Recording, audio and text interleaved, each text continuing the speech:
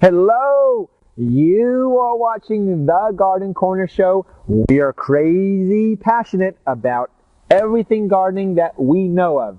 I'm J-Dog, Jonn Karsseboom. I'm out here with Mr. Dave, and we are just walking his neighborhood. We're walking your hood, Mr. Dave. Is that what you say? Is that how you say it? Walking your hood? No. He hesitated.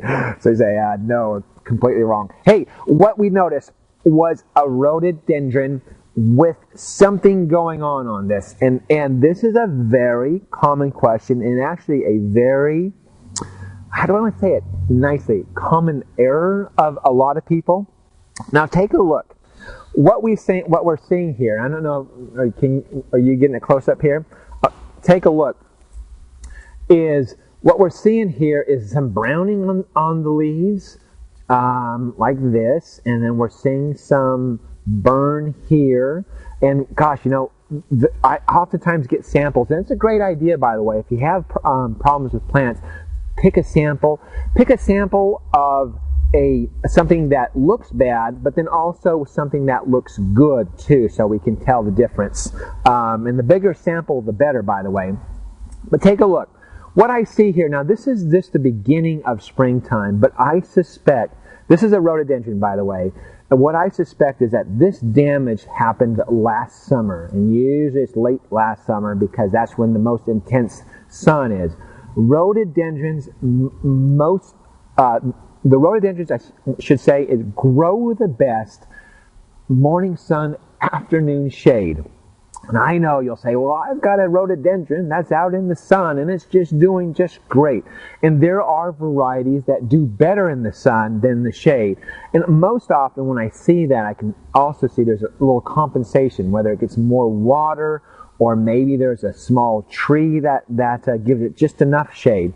But this guy is out here in the open, and it is definitely a burn on this, not a disease of any sort.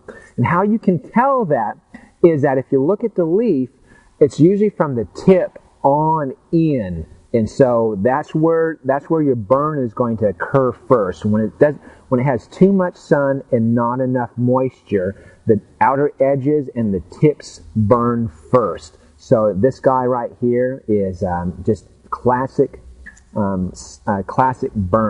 So you can see on this guy too, the same deal, tips on in. Now sometimes the sun gets so intense that it'll burn even in the middle. So that's what I call that's when I call it a sun scald myself. So anyway, that is definitely sun damage. Rhododendrons, like I said, best to put in the afternoon shade.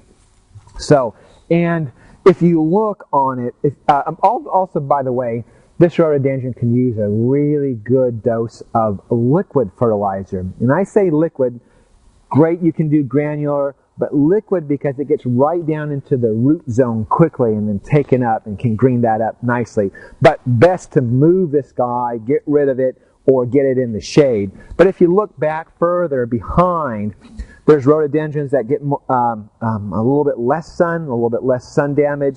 Further back, there is a deep dark green one with no damage at all. Of course, it also has a tree that shades it as well. But anyway, so that is, I hope that helps you in the garden. That's what we're all here about, of course. If you don't get anything at all from it, we've got the quote for the day to make your day maybe a little bit better, hopefully. Here it is.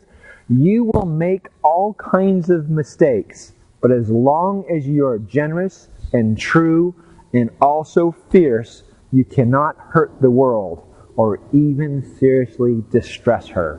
Thank you very much, Winston Churchill. That's the show. Live your passion. You see me right out of the sunset on the color TV screen.